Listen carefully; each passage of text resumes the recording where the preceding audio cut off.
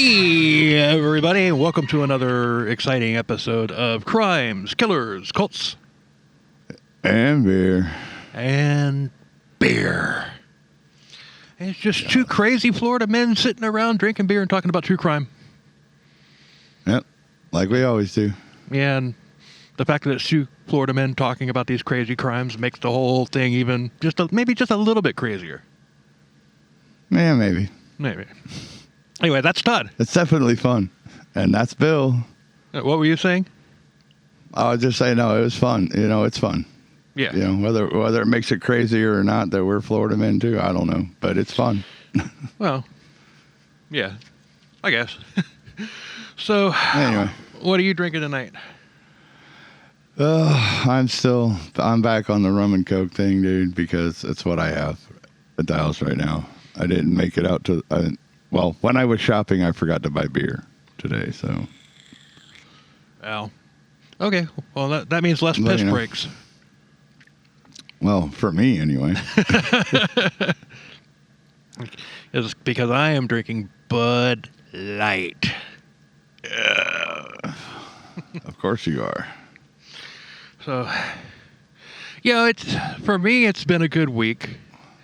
But for other people, it wasn't. I mean, this week, we lost like 3, awesome people.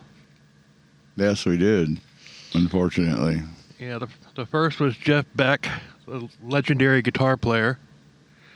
Yes. Jeff Beck is your favorite guitar player's favorite guitar player. Just exactly. Yeah, exactly. And then we had Lisa Marie Presley. Yeah. I was kind of shocked to hear about that one. She was only 54. She was kind of young still, or youngish. Yeah, but it was one of a few things, I guarantee it, but we're not going to get into that. No, we're not going to talk about reasons why. And then the last one, the most recent one, these all happened in less than a week, was Robbie Knievel. Robbie Knievel. Man. Yeah, he died of pancreatic cancer. And I think that Jeff Beck died of old age. But he had something. There was something wrong with him too, but I don't remember what it was, and I'm not going to look it up because it's not important. But he was in his 80s, though. Well, yeah. I mean, he had a good life. Right. But Robbie died of pancreatic cancer, and it sucks because I wish he had gone out on a motorcycle stunt like his dad did. Yeah, that would have been more appropriate for him because, dude, he pretty much picked up his dad's mantle and just ran with it. Well, I can remember during a televised stunt that Robbie Knievel did back in the 90s, and Evel Knievel was there with him, and Evel Knievel's like, this is when like Robbie Knievel was just first starting to get big and starting to make a name for him, like his own legacy. Mm-hmm. But I can remember Evel Knievel saying, "This is my son. I'm proud of him, and I don't want to go down in history as the world's greatest daredevil. I want to go down in history as the father of the world's greatest daredevil." And I think he got his wish, honestly, because Robbie Knievel pulled off some amazing stuff. Yeah, he did. Holy crap! I mean, he jumped the Grand Canyon on a frickin' motorcycle. Yeah. That's something that Evel tried to do in that little rocket ship thing, which I had the toy of when I was a kid. Oh, who didn't? I know. I had all the Evel Knievel stuff when I was a kid because, dude, he was just a badass, dude. He was like, dude, I want to grow up and be Evel Knievel. And then you get a little bit older and realize that, dude, he's broken every bone in his body. Twice. Many times. Yeah. At least, more. Yeah, twice, if not more. And it's like, maybe I don't want to be Evel Knievel. Yeah. It's a good thing that he was a millionaire because the insurance companies probably weren't going to touch him. Yeah. Dude, we can't insure you. You're guaranteed that something's going to happen to you. Right. There's no way you're getting insurance. Anyway, so R.I.P. Jeff Beck, Lisa Marie Presley, and Robbie Knievel. Yes. You were good people, and you will be missed. Absolutely. Now I can think of somebody else who probably isn't going to be missed after her 15 minutes of fame goes up. Have you heard of Megan Hall? No, I don't. I'm not sure. Okay, well, I don't have the article in front of me, but I've read it, so I'm going to paraphrase. Basically, she was a police officer. Well, she was a police officer in a little town in Tennessee, and she and several of the officers on the force were fired recently due to an investigation. Turns out that Megan, she had a little bit of a wild side. She Right on. She probably had sex with well, they say that it's known that she had sex with 12 of the 12 members of the police force. 12 At the same time? 4 or 5 of them at the same time. Oh, well, there you go. And some of these encounters even happened like on duty hours at the police station. Oh, well, there we go. And she was married. She told everybody that she had an open marriage, and they just like to whore around and everything. And right. But wow, yeah. And this is a cop. This is somebody who's entrusted to protect and serve, and she's more like protect and get serviced. Suck and fuck, huh? Yeah, protect and get serviced. Yeah, or service and yeah. There's all that. There's every bit of that. But they had 12 police officers out of that police force were fired. So they're like, we're down. We've lost like literally 5% of our police force because of the situation. Wow. Like, damn. When you say 12 people, it's like, okay, yeah, she's just it's wrong, but it's just 12 people. But then when you say we've lost 5% of our police force, yeah, that's kind of tough, dude. Yeah. Well, she did. Right on. And a lot. Yeah, apparently.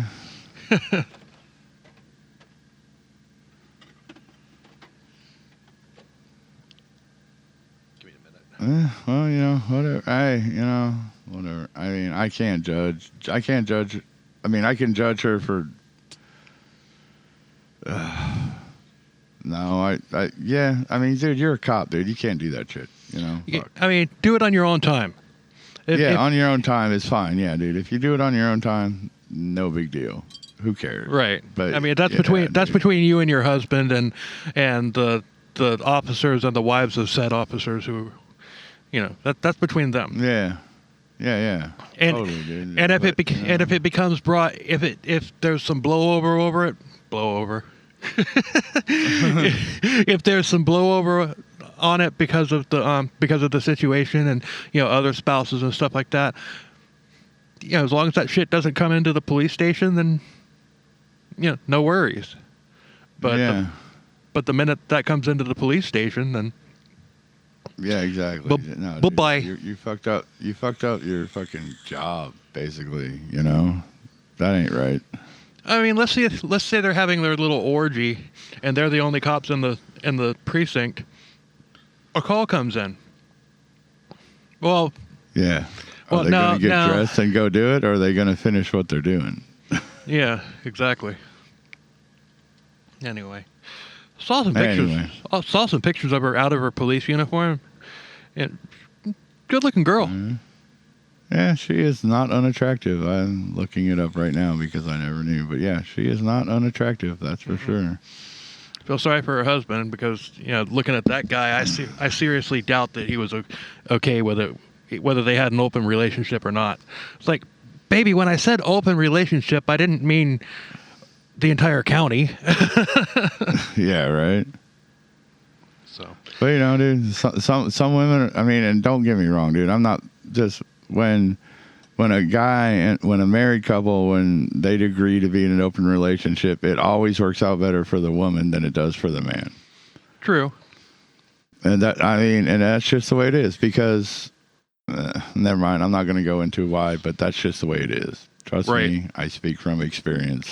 Yeah, the woman gets to have more fun than the man does. Yeah, that's just the way it works. Yeah, but anyway, not the point. Right. And we're moving on. Yeah. So tonight we're covering the Truro murders, and they were a spree of a serial killer in Australia between 1976 and 1977. Only a year? All right. Less than a year. That's several months. Several young women were brutally raped and murdered, and the killer, a man named Christopher Worrell, and his accomplice James Miller committed one of the worst serial killing sprees in Australia's history. Oh, wow. The source for this episode is, and I'm just going to say it right now, this is the official true crime author of Crimes, Killers, Cults, and Beer, Ryan Green. Right on. Love his work, love his books, and has been sources of several of our episodes. The source, the Truro. See, I've written this word, like so many times and everything in these notes and everything, but I've never actually said it. So, yeah, dude, that's a tough word, Truro, dude. That's like a weird. There's like too many R's in that. Yeah, the Truro murders. The sex killing spree through the eyes of the accomplice by Ryan Green. Oh, the accomplice. Nice. Yeah. The book is from, like I said, from the perspective of James Miller. Therefore, this episode's going to as well. I haven't listened. This is the first I've heard of this case. I haven't listened to any podcasts about the Truro murders or whatever. So I was flying blind on this. I'm not, just not going, just going into it, never having heard the story before, and it's a good one. Cool. So, all right. Worrell and Miller met in prison and developed a dom-sub relationship. Worrell was the dom and Miller was the sub, and Worrell had sadistic urges toward women, and Miller. He was in love with Worrell. So he did whatever Worrell asked, and Worrell played Miller like a fiddle. All right. And also, Miller wasn't all that bright either. Well, that's not his fault. No. So Or maybe it is. I don't know. So James Miller was born on February 2nd, 1940, and he grew up in rural Australia, and he was gay, which is not a very good situation to be in at all. Yeah, he had to stay in the closet. Huh? Oh, I was just going to say, yeah, in rural Australia, yeah, you can't be. Right. I mean, and don't get me wrong, dude. It's just rural Australia. That's a tough place, dude. And rural Australians, dude. I know people from Australia, dude, and they're manly men. I mean, like Crocodile Dundee. Mm-hmm. That is not that exaggerated. How badass he was. Believe me, I know. And I mean, some of it was a little bit, but not much. Yeah. So think hardcore rancher Texas mentality. Yeah. So he had to stay in a closet and basically live a lie. His family was dirt poor, and James was one of 5 kids, and the kids were neglected and they went hungry frequently. And as a kid, he ran away a lot and became known to the police as a nuisance. and Uh, and as a result, like he would get brought back home by the police, and that would cause him to get beat a lot. So yeah, I can imagine. yeah, so he struggled in school, and he was shipped to the McGill Reformatory School for what? White boys? Nope, but probably, but Protestant boys. Close Protestant boys, all right. enough. Close enough. Yeah, well, you know, had to go there. I know. That's why I set you up. Yeah. Things didn't get better there, but this was when he discovered his sexuality. And he floated through school, and when he was able, he left with no education and no hope for the future. So, what do you think he did next? Well, let's see. He had no education and no hope for the future, so he probably, started selling his tail on the street? Nah, he never did that. He started stealing. He would steal anything from bread to a car, basically whatever it took. All right, well, there's that too. Yeah. If it wasn't food, if it wasn't food that he was stealing, if it was anything other than food, he would sell it. Right on. So, at age 20, he had been convicted 30 times for car theft, larceny, breaking and entering, purse snatching, and theft. But he wasn't violent. In fact, he hated violence, and he would be released from jail, and he would go right back to, robbing, and he never learned his lesson, but it was all he could do to survive. I mean, man's got to eat, right? Yeah, man's got to eat.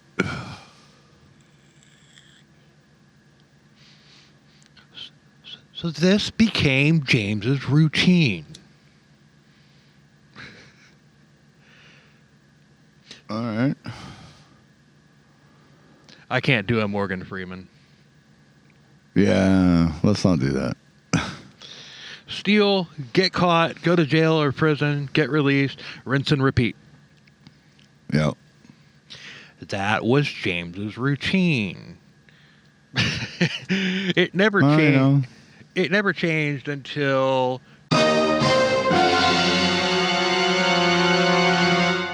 he got, and I swear to God this is his name, he got Christopher Robin Worrell as a cellmate. Christopher Robin. Oh, poo. Oh, poo. He was much younger than James. He was slim, he was rugged, he was very good looking. James was in love. And Worrell had been arrested for the violent rape of a young woman while out on parole while he was out on parole for armed robbery. So Chris immediately notices James' interest in him, so he let James in, and they quickly started to get close. Chris told James that his side of the rape conviction, he said that the conviction would be overturned because it was consensual sex and the woman was just too drunk to remember enjoying it. Oh God. Yeah. Oh my God. No. Oh, come on. Yeah. Well, it's the 70s. Oh, yeah, all right. In rural Australia. Okay. So the judge didn't see it that way. He told Chris basically that he was a piece of shit. Not Right on. Good for you, Judge. not literally, but Well, you know what I mean. so the judge didn't see it that way. He told Chris that he was a depraved and disgusting human being. And the woman in question was a teenage hitchhiker who he had picked up and raped in his car. Oh boy. So James was released, but he quickly found himself back there for burglary. He had purposely allowed himself to get caught because he missed Chris, and who was serving 6 years. It didn't work out that way. and but James was released after a couple months into his sentence, but fate would intervene, and Chris's sentence was commuted due to overcrowding, and Chris tracked James down, and Right. the band was back together. The band was back together. The band. And they moved to Adelaide. Oh, to Adelaide. Nice. I That's a, guess. that's a cool name, I think, for a city, Adelaide. Yeah, I like it. So they both got jobs because there's bills to pay. They got something they can't take away. Nah. Yeah. That just popped in there. I didn't even have that written down. Yeah, there's that. I know you said that they both got jobs because there's bills to pay, and I'm like, oh God, here comes a song. So they got an apartment together, but James thought that it would turn into something more. Chris was always bringing women home from the bars, and he was always banging them and everything. And James grin and bore it. It's like he'll come around. He'll see the big beefsteak of James jerky that I've got here for him.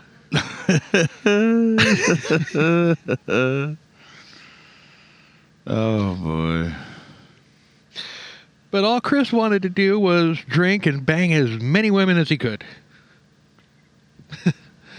So, Oh yeah, and we'll get to this, but dude had game.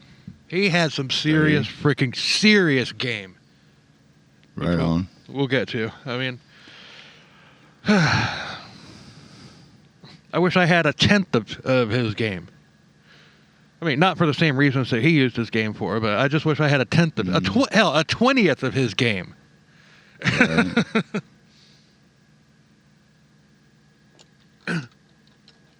But Chris was simply gaslighting James, stringing him along, making him think that there was a chance that they could be something together sometime.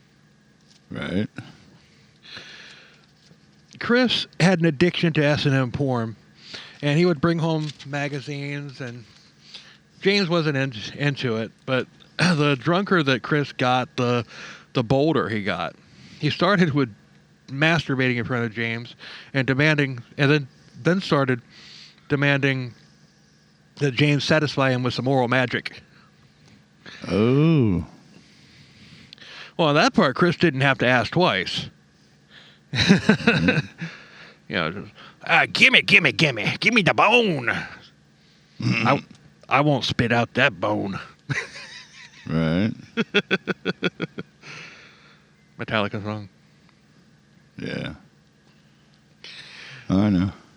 But I got you. yeah, it was a step in the right direction. But everything that Chris knew about sex was what he had learned from the BDSM magazines, which in the 70s were a lot more exploitive and abusive than they are now. Yeah, and he believed that the rape fantasies that were printed in these magazines were real. Oh boy. Yeah, you can't do that, dude. I mean, all that shit's just made up shit just to get you fucking hot. And you don't fucking... Yeah. There's no way that shit's real. Uh-uh.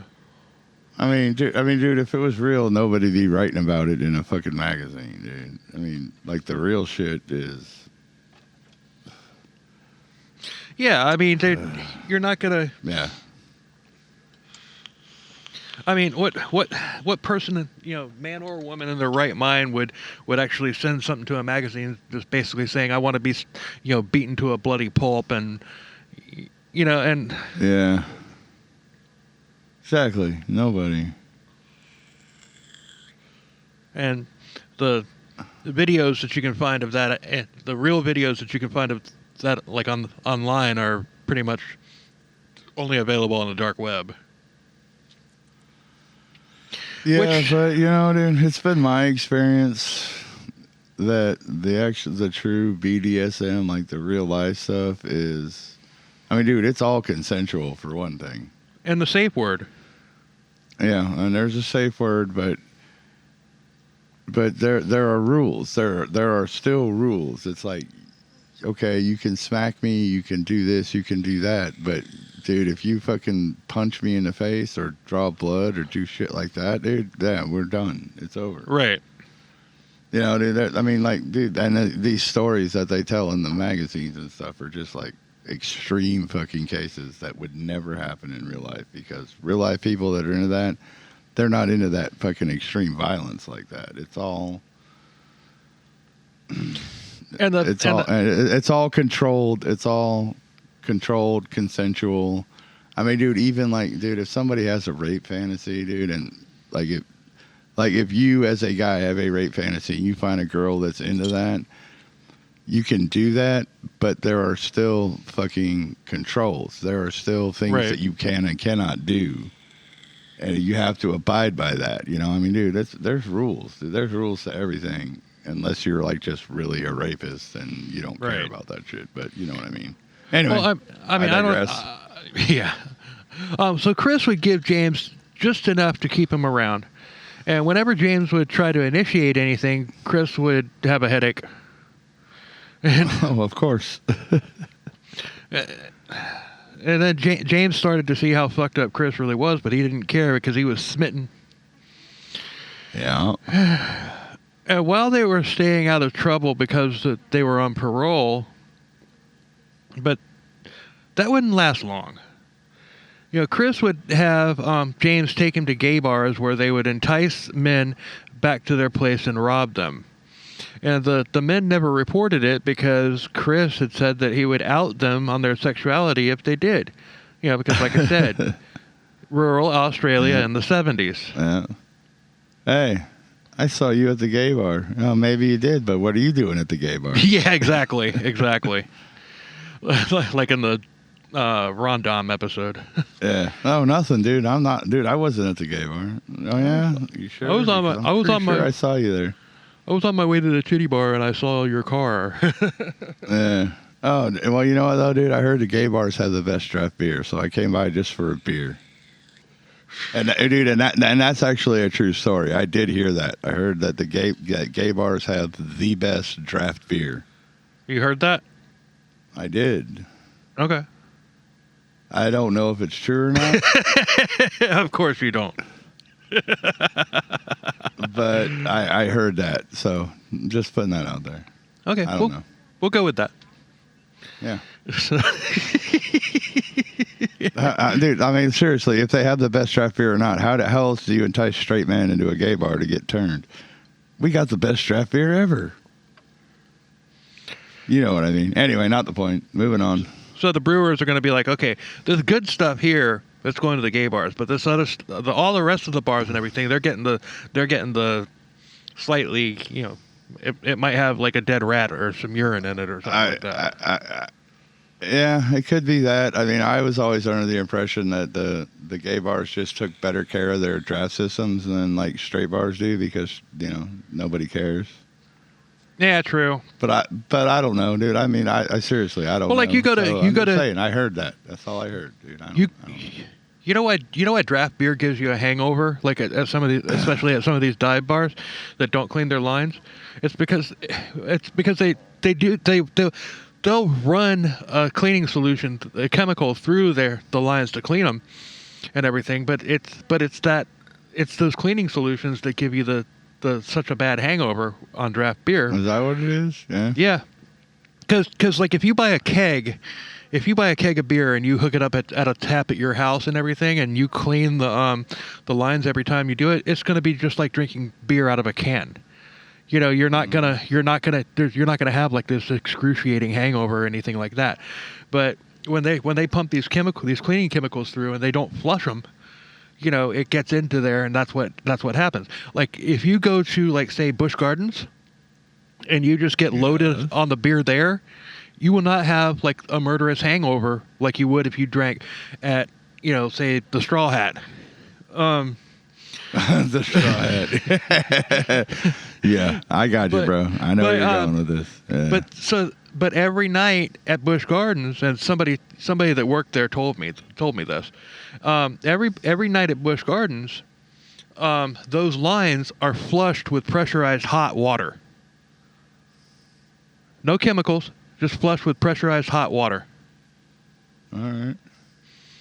So it's like I can remember. It's just like I've been to Busch Gardens and got a draft beer from there, and I was like, damn, this is fucking good. Right. Yeah. Oh yeah. No, dude. Busch Gardens got good beer, but I mean, dude, they're an Anheuser-Busch fucking brewery, dude. So of course they have good beer. Right. Of course they take care of their shit. Well, it was the stuff that was brewed like a week prior. Yeah. Anyway, Dude, I had a really good fucking stout at Busch Gardens, and I don't like stout beers at all. yeah. But this one was fucking really good, bro. And dude, I was just like, I was amazed, and like, dude, and it was a local brewed beer. I'm like, dude, where can I get this? And it's like, well, it's only available like here and here. And I'm like, well, god damn it, dude, I want this. This is delicious. This is way better than fucking Guinness. Yeah, Guinness I don't fucking like stout sucks beer. balls. I didn't either until I tried that one, bro. That one was fucking awesome, dude. I hate Guinness, dude. Guinness tastes like fucking cold motor oil. To me, I know a lot of people love Guinness, and if y'all love Guinness, that's fine. I have no problem with you liking Guinness one bit. I don't, because dude, that shit, that's just awful. That's god awful, Yeah. in my opinion. And So- take my opinion for what it's worth. Hashtag, but we digress. Although this is the first time we've ever actually had a digression about beer on Crimes, Codes, About Cults, and beer. Beer. It is actually. So, holy Wow. crap! It only took 39 episodes or 40 or whatever number we're on now. Whatever 40. number Yeah, it this is number we're this here. is number 40. This Damn, is number dude. 40. Yeah. That's fucking funny. So finally they had enough money to buy a car, and Chris would pick up girls, and James would be the chauffeur / wingman. And James would convince the girls that Chris had good intentions, and they would go somewhere, and Chris would have sex in the car, and James would wait outside until they were done. And then James would drive the girl wherever she wanted to go. And Okay. yeah, it was just rinse and repeat, literally. Again with the rinse and repeat. All right. Yeah. That was James's routine. All right.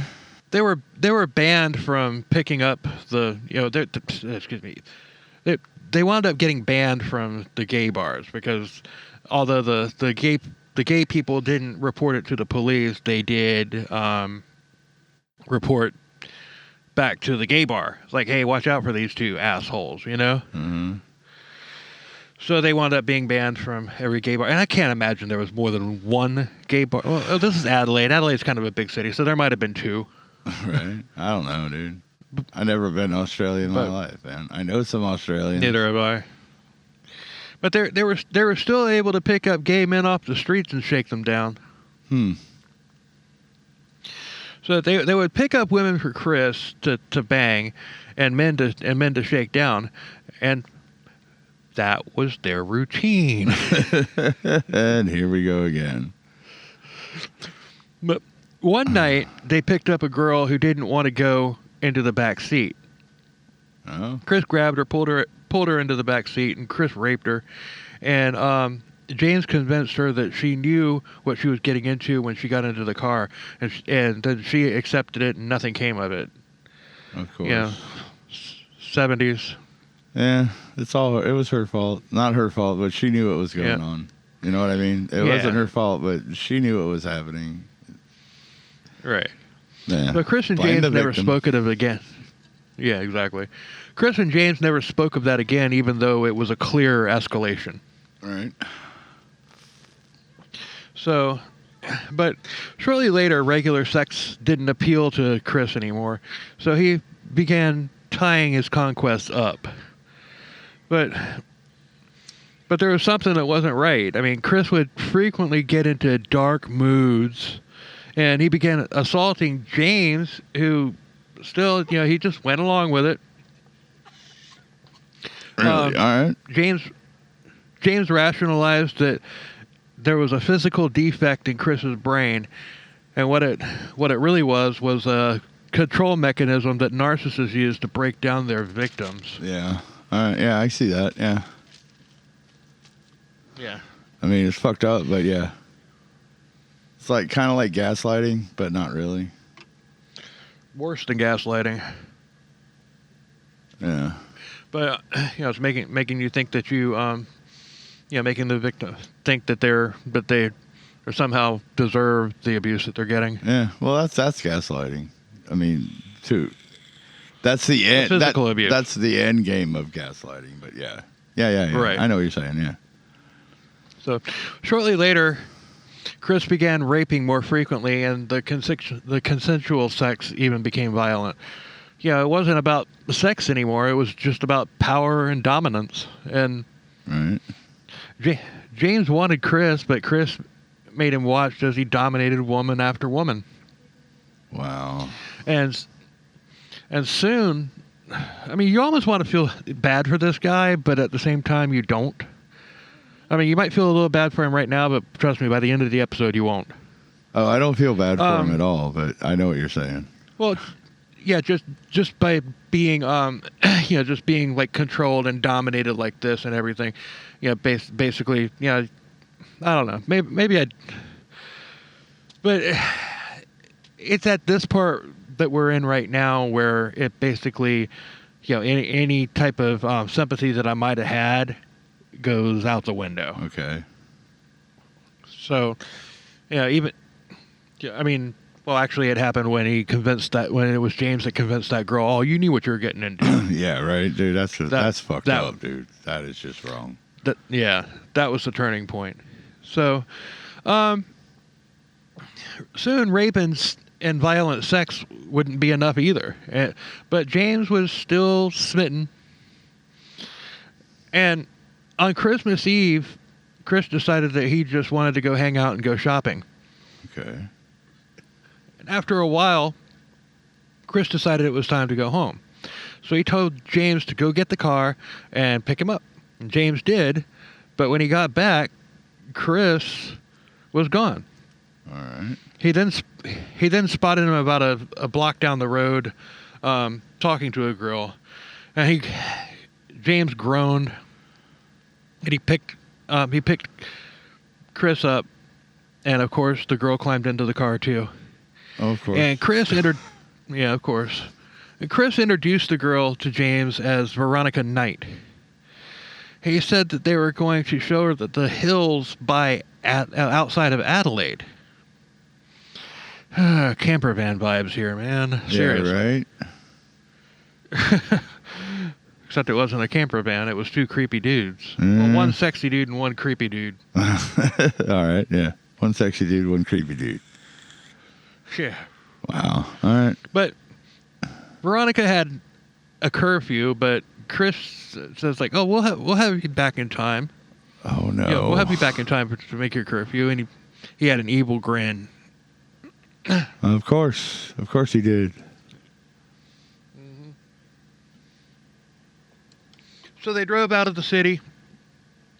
They drove down to a dirt road, and by this time, Chris and Veronica were already at it. And James parked the car to go out for a walk as usual. And when he would go on these walks, he would feel sorry for himself.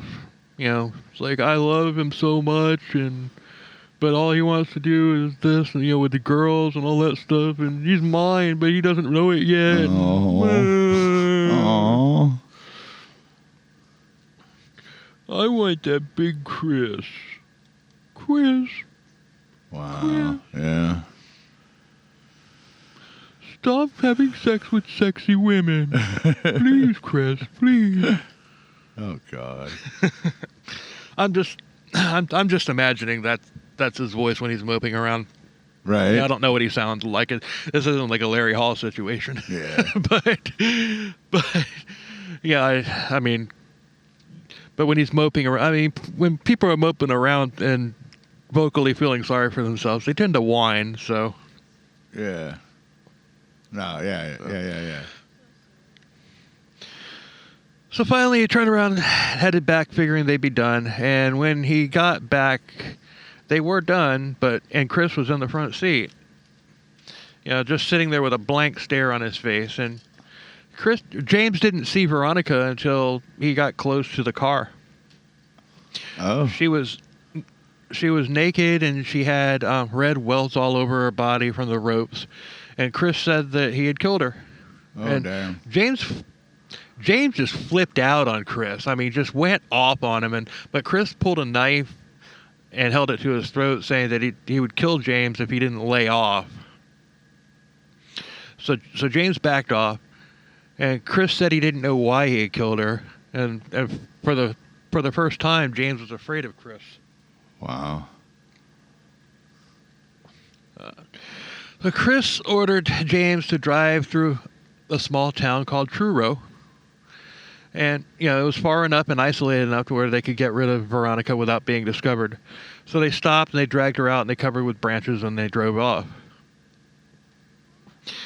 And afterwards, James was freaking out, but Chris played it off like he was, like he was a badass, saying, like, "Oh, I've seen plenty of dead bodies." Oh, shit. Okay. Yeah, it's like, "I've seen plenty of dead bodies," and he bragged about watching a childhood friend drown, and he didn't even try to help. Yeah, he then confessed to killing a hitchhiker that he had killed while he was in the Australian Air Force. He had gotten away with this one. All right. And then he told about several more victims, and this was probably just bullshit to keep James quiet, and it worked. So Merry Christmas, James. Oh yeah. Damn. But damn, dude. Okay. Fuck. I don't believe that he had any prior victims. Not at all. I mean, he raped and everything, but I don't believe that he had killed anybody up until that point. Yeah, it doesn't sound like. I mean, yeah, I don't. His up until now, yeah, he hadn't killed anybody. Mm-mm. I mean, he was just a fucking sex fiend, part-time rapist, whatever you want to say. Right. Yeah, he hadn't killed nobody. So in the aftermath, Chris seemed to try to make it up to James, and so he love bombed James, and he showered him with gifts, but that quickly faded as Chris went back to hitting on women. Mm. It's like, all right, I got you back. I got you back in my clutches now. So now I'm gonna go out there and get women into my clutches. All right. So it was a week after Veronica's murder, and they were out running errands, and Chris had told James to stop the car and wait. He ran off into the crowd and came back with a girl who he was holding hands with. Like I said, this dude's got game. Apparently. Fuck. The girl was Tanya Kinney, and she was only 15. Well, maybe that might have something to do with his games, because most of his victims were under 18. Yeah. Attractive older man comes up to a teenager. Okay, maybe he doesn't have as much of a game as I gave him credit for. Yeah. Fuck, I don't know, dude. I just, you can't do that. That's all I know is you don't do that shit, dude. Yeah. You don't fucking do that. I mean, 15, no. I don't care how old she looks. She's 15, dude. That's a child still. You don't fucking mess with that shit. Yeah. Yeah, we said on another episode, I can't remember which one it was, but I just remember saying it. It's just like, okay, yeah, 15, 16, 17-year-old girls and everything, they may have fully developed bodies and everything, but they've still got that fucking baby face. Yeah, they're still children. It doesn't matter. Yeah. You don't mess with that, dude. You don't fuck with that. I don't give a fuck. They still have, I mean, it's just, it's just, you see you see some of these girls walking around and everything, and then you see their face and everything. I'm like, what are you 12? Exactly. Dude, that's my whole line. That's my line every time. What are you, fucking 12? Fuck off. Yeah. You know, dude, you see a girl walking down the street. She's like, hey, baby, I'll suck your dick for fucking $20. I'm like, what are you, 12? Get the fuck away from me. No, you won't. Yeah. Exactly. Oh man, one time when I was living in South Carolina, there was this.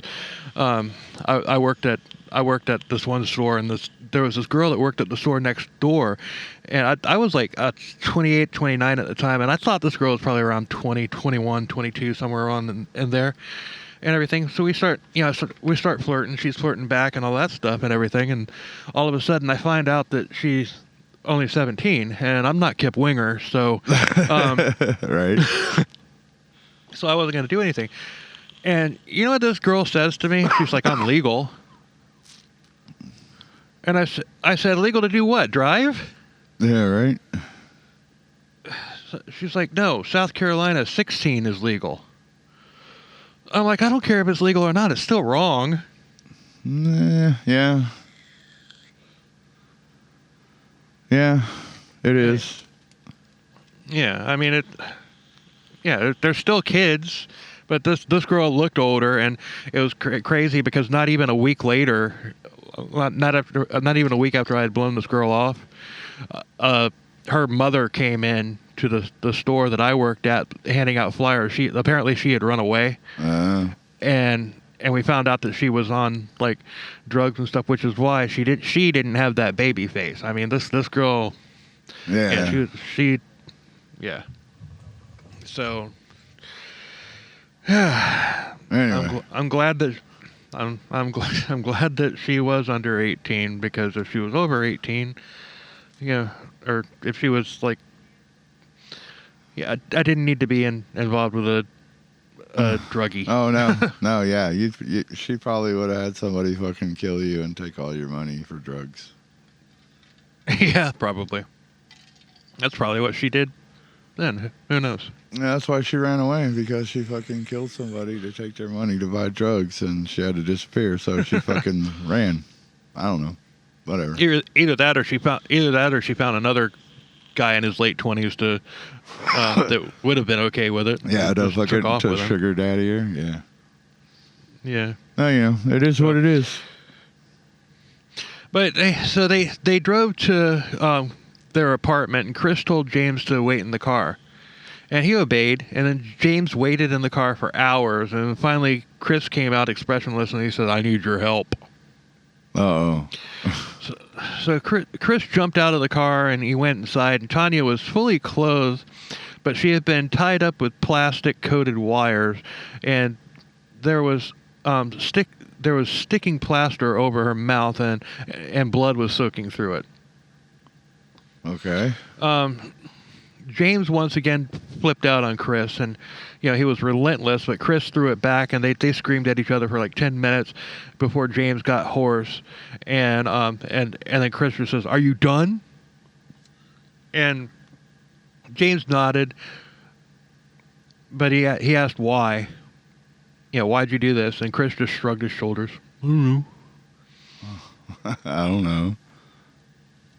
So it was daytime, and Chris said, guess we can't get rid of her right now. And James replied, if you don't want to go dragging dead girls in broad daylight, then maybe you should stop making them. Right. Chris said they had a problem, and asked if he was gonna help or just continue to mouth off. And James was like, I'd rather mouth off than deal with dead bodies. Yeah, fuck yeah. And then Chris ignored him, just like, they say, it's like, okay, we can go dig a hole now and then move the body at night. And he's just ignoring James's, what James is saying. It's like James is like protesting. He's like, I don't like this. You're crazy. What are you doing? I don't like this. He's just like, okay, if we do this. Mm-hmm. Right. I hate this guy. Yeah. You got to stop killing people. Well, we could get rid of her if we just do this. Yeah, I'm not. Yeah, I'm not liking this guy a whole lot at all. Nah. Yeah, I'm not going to say he's the worst that we've covered, but he's up there. Yeah. So they stuffed Tanya into a closet, and then they drove off. And Chris, he's now talking like nothing was out of the ordinary. And they drove to Wingham, a town outside of Adelaide, and they dug the grave. And Chris was just cool and calm, like he, he wasn't worried about James ratting him out either. Take a guess. Oh, God. As to why. I don't even know, dude. He wasn't worried about him ratting him out because I have no idea. Because James was complicit at this point. Oh, yeah. Yeah. So they drove back into town. They stuffed Tanya into a trunk and dragged it out. Once it got dark, they dragged it out and drove her to the graves that they had dug, and they buried her. But James couldn't do it, so Chris did all. Chris did it all, and it didn't matter because as of right now, Chris owned James. Yeah. James was his property. So Chris had 2 murders under his belt when he turned 23 in January of 1977. He's a Capricorn. So he went back to whoring around, and James thought that he might be back to his usual self. James was still clinging to Chris having a brain defect, but whenever he brought it up, Chris just went into a dark mood. Yeah. But, I mean, it was just an act, though. Right. I've seen narcissists do this. They're just like, oh, I'm just angry. Don't you fuck with me. I'm angry. I'm angry. I'm angry. You worship me. Don't fuck with me. I'm angry. Right. Yeah.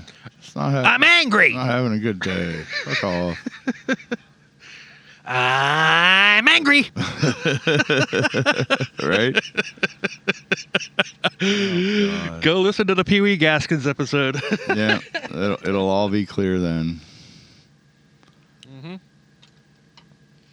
So one day they were... Fuck. I'm just going to say it. All right. As of right now, the Pee Wee Gaskins episode, I think, is our best one overall. I agree. That was a good one. It was a good one. Yeah. Although, Bum Mazel, that one's up there too. Yes. But yeah, when that one comes out tomorrow, you guys will know what we're talking about. It'll already be out when this one's out.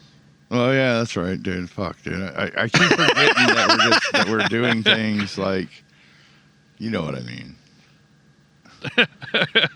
Like we're doing things now, like we're recording this now while I'm editing that episode.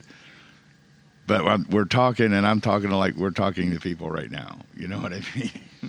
And so the Bone Mazel episode. The Bone Mazel episode is now. So when they listen to that, they'll be listening to now. Yes, now. Yes. So wait, what is this? This is now. This is now.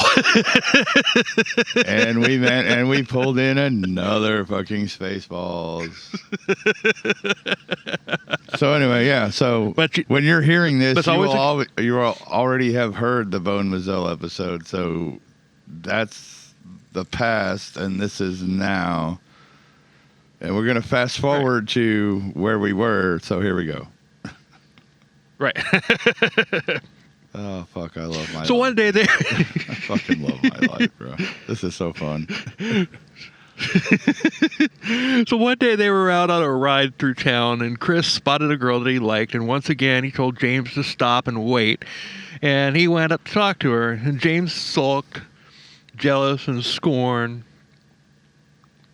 Yeah, I'm starting to think that James had a defect in his brain. Yeah, it seems like it. It's obvious that it's very possible that Chris actually did, but James's heartbreak and torture and all that stuff, that's self-inflicted. Yeah. He just likes girls better than he likes me. We were destined to be together. I mean, it's. I'm gonna say it. James is an incel. Yeah, sounds like it. Yeah, James is an incel. I mean, yeah, he's. Yeah, he's not going to go on a murder rampage, but he's allowing one. Yeah. Totally. Yeah. But you're still complicit in it. So yeah, there's that. Right. We're gonna have to cover Elliot Rodger, the incel, one of these days. Okay.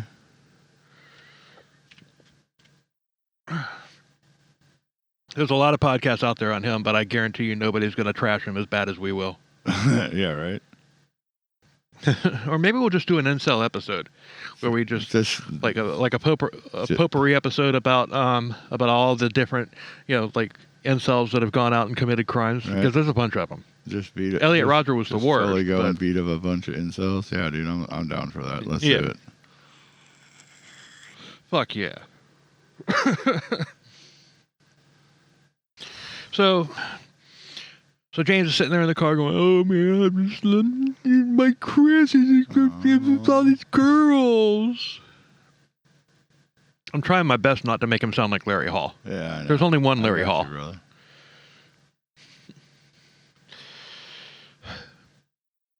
I had an idea. Remind me to tell you about the idea that I just had. Okie dokie. I'll try. Remind me.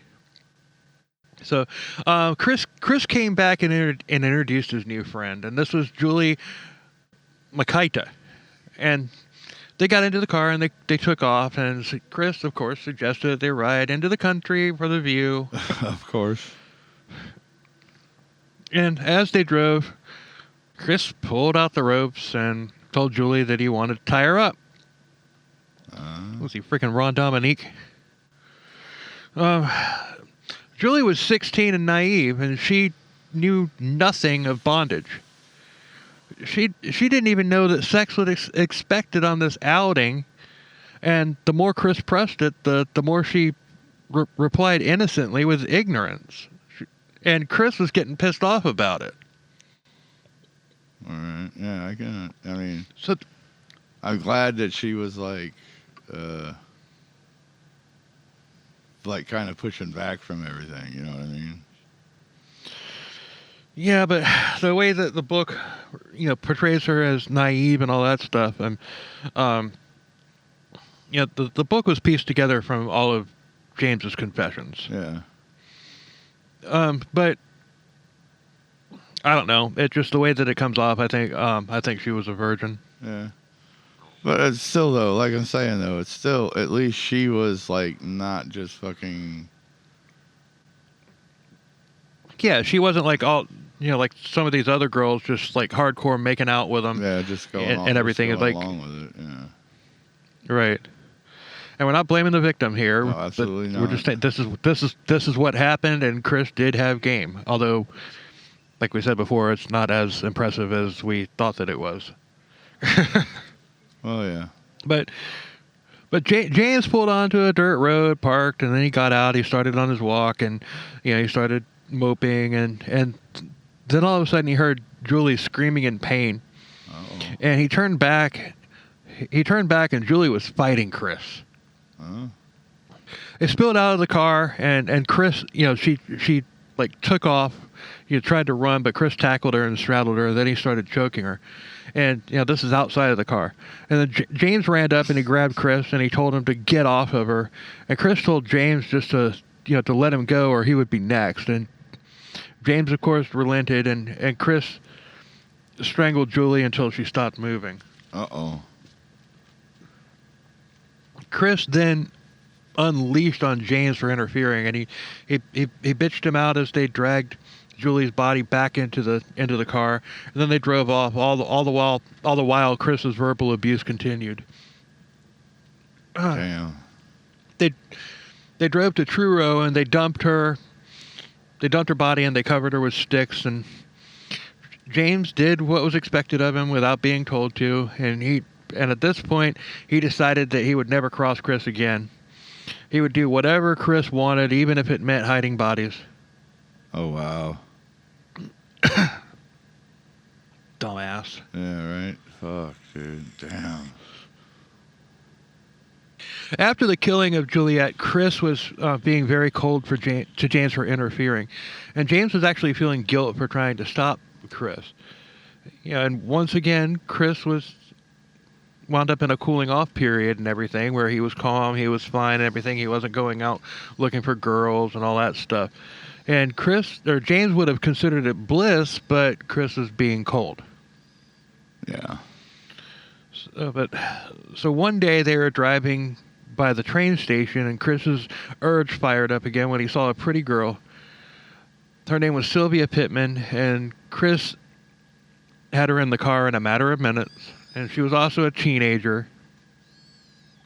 And she was leery at first, but Chris charmed her, saying how grown up it would be if she went with them. Oh, God. Oh, no. So she went with them. Yeah. They drove off. They drove off into the countryside. I mean, Chris has an MO, kind of similar to frickin' Ron Dom, where it's like everything is the same story. Yeah. But it's gonna change. So they drove off into the countryside. They parked, and James went for a walk. And when he got back, Sylvia was dead. And Chris said that if James said a word, he would dump his body right next to that rag. Oh, man. God. Rag is the dignified term that he came up with for his victims. Yes. So they drove. Jesus. They drove to Truro and they dumped the body. Then they drove back to Adelaide. Same old story. Yeah. Chris got cold to James again, and then things went back to normal. Yeah, James was on an emotional roller coaster. Yeah, but that's what narcissists do. They put their victims through emotional hell. You know? Yeah, absolutely. I mean it. So one day they went out for a drive. They went into Victoria Square, and Chris found a new friend. Oh. Vicky Howell, and she was a young nurse's aide. But I mean, so she wasn't a teenager. Okay. But yeah, but she was like really into Chris. Yeah, so they drove off to a desolate spot, and James walked off, but he came back quickly. He looked into the car, and Chris and Vicky were going strong, and Chris noticed James standing there and everything, and he screamed at him to go away. And James did as he was told, and jealousy swept over him again. Yeah. This was the first time he had actually seen Chris banging a woman, but this wasn't how James had wanted to go down. He wanted to walk up. He wanted to walk up while Chris was in the act of killing Vicky and smile with approval. Oh. Just basically to let Chris know that he was right or die. Right. He should have waited a little bit longer. Fuck. Yeah. God damn, man. This is getting crazy. But when he got there, oh shit, crazy hasn't started yet. But All right. when he got back to the car the second time, Chris was finished, and Vicky was dead. James did smile at Chris, but it was too late. Chris has started screaming at James for walking up on them. And then when Chris was done screaming, James says, "It's okay, we're fine." Oh, God. Chris said that they had to dump the body, to which James also said was fine. And at that point, Chris's demeanor changed, and it seems like James had finally cracked Chris's rage. Oh, all right. So, back off to Truro. This time after the fact that things were different. They were trolling, but Chris had never went cold on James this time. So finally they saw two girls coming out of a movie theater, and Chris was going to try to get both of them. But luckily for one of them, one got onto a bus like immediately after coming out of the theater. Okay. No problem. Yeah, that's good. They pulled up to the remaining girl, and her name was Connie.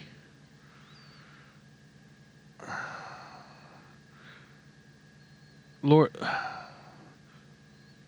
Lordanides. Okay. Lordanides. Connie Lordanides. He asked him what movie that they had seen, and she told him. Let's see, 1977. Might have been Star Wars. Star Wars. It was totally Star Wars, dude. I'm telling you. Yeah. She got to see Star Wars before she died.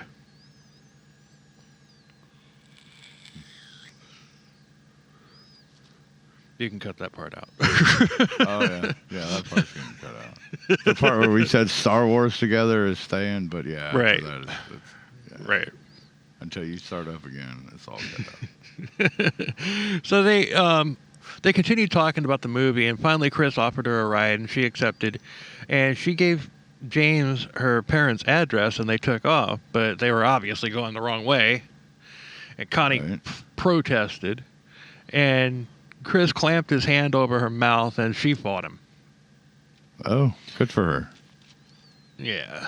Chris well, at then least started... she tried. Huh? I said at least she tried. Yeah. Chris then started pawing at her, and she was screaming so loud, he hit her. Yeah, he was going to kill Connie in the car while James was driving. Oh, shit. Chris tied her up and began ripping off her clothes. And then James stopped the car. You know, he the first deserted road that he came to, James turned onto it and he stopped the car. So Chris began raping Connie, and he began choking her to the point of passing out, then letting her breathe. He was torturing her and raping her at the same time. That's freaking Angus Sinclair vibes again. Yeah, right? All over again. Yeah, the only thing missing is the camper van. The camper van. But stranger danger hadn't become a thing yet. You know? Yeah, apparently not. Yeah. Yeah, well, it's still the 70s, dude. You know, it's kind of a different time. Yeah, true. I mean, hitchhiking and all that stuff. I mean, hitchhiking was what fueled a lot of the serial killers in the United States. I guess it was happening in, that mindset was popular in Australia, too. I guess it was just, whatever. Yeah, it is what it is, dude. You know, that it happens. Yeah, so James tried again to smile with approval, but Chris made him leave anyway. Like, get the hell out of here. So he hoped to sometime help Chris kill a woman. But but this time when Chris was done, he wasn't mad at James, and so one step at a time. You're getting close. Baby steps. Getting closer there, James. Getting closer. At this rate, you'll be 80, and when he finally comes around, and he'll be 55 or 60, or I'm not sure how. Well, he's 20. Okay, there's about a 20. Yeah, so yeah, he'll be 80. Chris will be 60. We'll just go with that. Okay. Hey. Dentures. That's all I'm saying. Yeah. Dentures can come out. I mean, they can. I mean, Chris. Maybe James should have just had all of his teeth extracted and gotten dentures and everything. Oh, Chris, come over here. I don't know. That's my talking with no teeth imitation. I don't know. Right. So James had hope. And then it was back off to Truro. Back off to Truro. Yeah. Yeah. It didn't take long for Chris to find new ways to torment James, though. Yeah, he introduced I don't know. he introduced James to a new girlfriend named Amelia. James should have just chilled out. Yeah, I mean, this girl would either be dumped or dumped dead soon enough, especially with Chris's coworkers ragging on him for being in love and tamed, and considering the fact that everybody knew that he was a womanizer. Right. Yeah, just don't even freaking worry about it. She ain't gonna be around long. Yeah. So one Saturday night, Chris decided that he and James would go looking for a new kill. The girls who had disappeared were beginning to be noticed, so they waited until after midnight for a sex worker or just an obliterated drunk girl. It didn't take very long. A woman named Deborah Lamb came to them, asking if, "Are y'all going my way?" Oh no. Oh no. That can't end well. She needed a ride and was willing to air quote pay for it. But she was older than usual for Chris, but he didn't care. So James drove to a secluded spot, and James got out of the car and went for a walk as usual. James used the walk to ponder his situation with Chris. I'm so lonely. so lonely. So lonely, so sadly alone.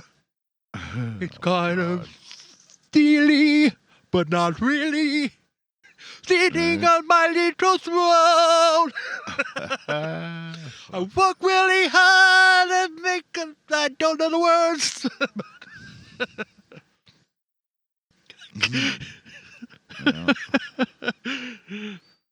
There it is.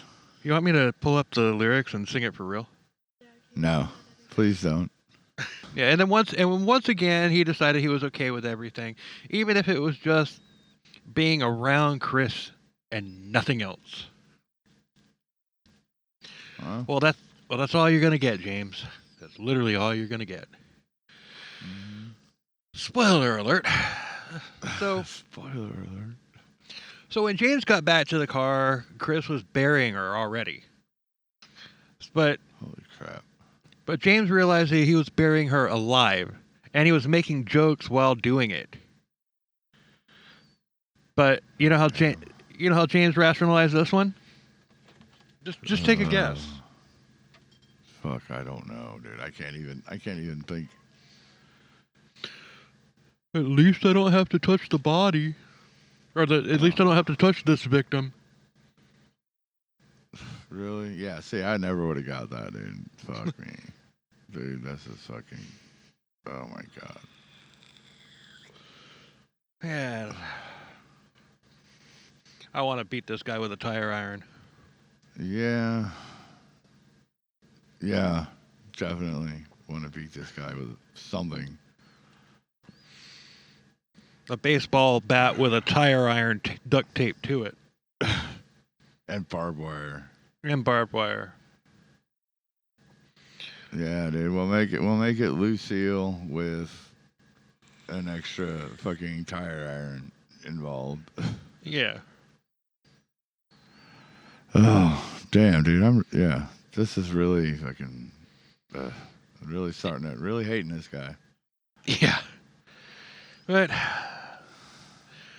the next week, James and Chris lived normal lives, not trolling. And Chris would go out with Amelia, and James would just sit at home pouting. They even visited friends, and this is where they found a woman named Deborah Skuse, Skuse, and she was Okay. crying over a breakup with a boyfriend. James was consoling her.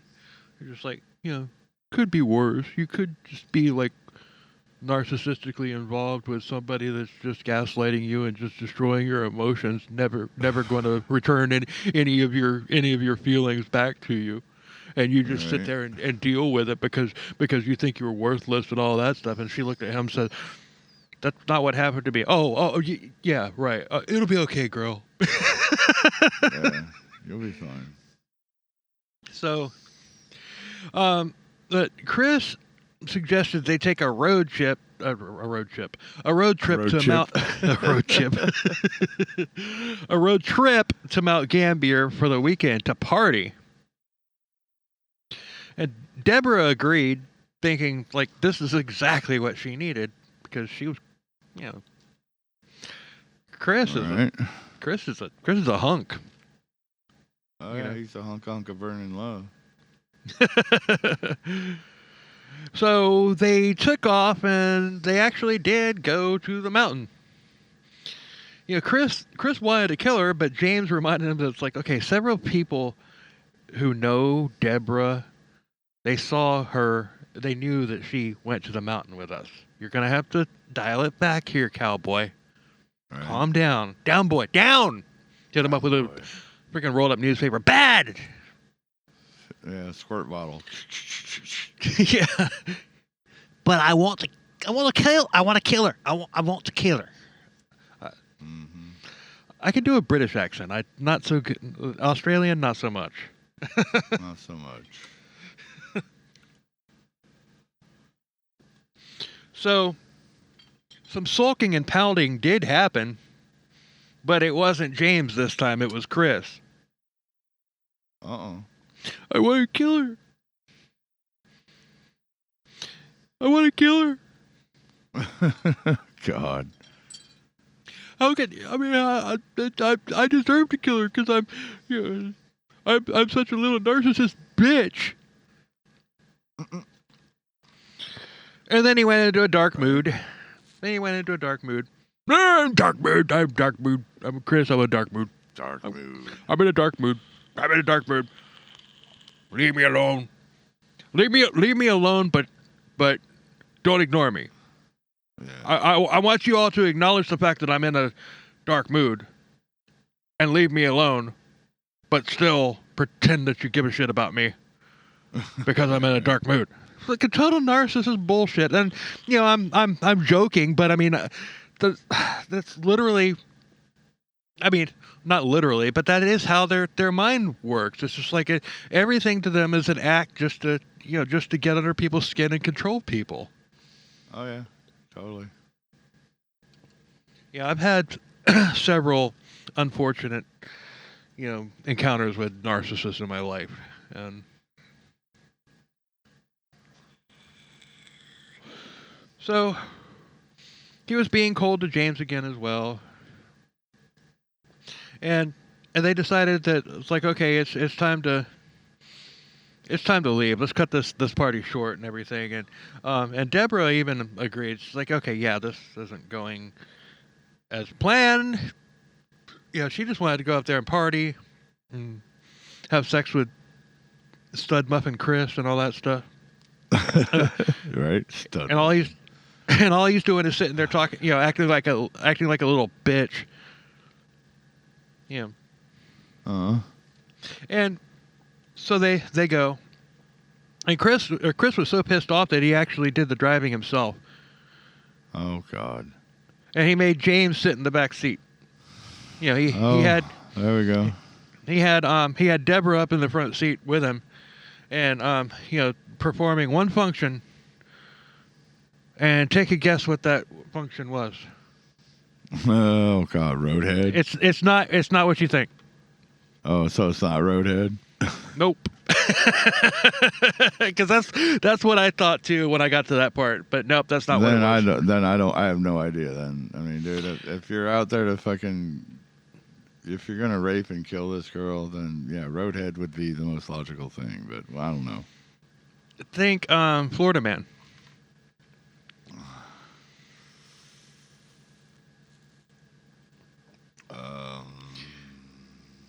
Think 70s vehicles, even though this vehicle was probably built in the 60s, so it was probably missing something that some, newer vehicles come standard with these days. Oh, okay. Seatbelts, No, it had seatbelts. center consoles. Center consoles usually have what? The shifter on them. I don't know. Cup holder. Oh, cup. Oh, he made her be a cup holder, really? Yeah, she was up there to hold his beer. Holy shit. Come on, man. I gave you every hint in the world. I know you did, but dude, dude, I'm slow. I'm just plucky comic relief, man. I'm slow. Anyway. I have another t-shirt idea for you. Don't be a James. You like that? Yeah, don't be a James. Yeah, that's good. Yeah. Well, maybe not. Maybe not that one, but still. I mean, no, I like it, but that's only going to be for people that like this episode. You know what I mean? Right. Which is like, dude, like the rivet one, like like when we did what's her name, Hell's Bell. Yeah. And I said, dude, that's it. We're gonna I was gonna do it like Hell's Bell says rivet, but then I was thinking like, dude, let's just do rivet and like put like our picture, like get that picture of her face that's on Wikipedia and like put it inside the letters. Just do rivet. But nobody's going to get that unless they heard the episode. So it's like, I'm starting to realize that some of my T-shirt ideas may not be the best. Okay. Stickers. Oh yeah, dude. Maybe not even. Maybe not even. Stickers are just going to be the logo for right now, dude. For right. first, because that's it, dude, And then when we go to Bone Mazelle's grave, dude, I'm gonna get 3 shot glasses made with CKCB on them, like the little thumbnail that's on Twitter and everywhere. Yeah. And we're gonna fill one up and set it on his headstone, and me and you're gonna do a shot, and then we're taking ours with us, but we're leaving that one there. Nice. I like it. So I think I still have that thumbnail. Anyway, hashtag that I digress. Yep, yeah. I digress. I have it too, so it's all good. Yeah, just cut that one out. Yeah, That part. But, no, absolutely. So Chris was driving like a madman down the mountain, and Deborah was getting scared. And he just told her to shut the fuck up. Oh, of course. So James was just in the back face palming. He's just shaking his head. He's just like, God. And Chris kept screaming and driving even faster. And then all of a sudden, a tire blew out. Oh, shit. The car veered out of control into the oncoming lane, and a truck was heading for them. And Chris jerked the wheel, and the car went over the embankment, rolling down the mountain, and it ejected Chris and Deborah from the car. James survived. You know why? He had a seatbelt on? Exactly. You got one. Oh, yo. So Deborah and Chris were dead. D-E-D, dead. Really? I didn't expect us to go there. Holy crap. I didn't either. Chris tough Tony'd himself. He tough Tony'd himself. Holy shit. Unfortunately, he tough. Unfortunately, I mean, we can still, this is vehicular homicide, so technically Deborah is still one of Chris's victims. Yeah. But yeah, I mean, I didn't see this coming, and it's like I was texting with Mark the other night when I was writing these notes out, and Mark knew the story. That's Mark from Mental Illness Theater.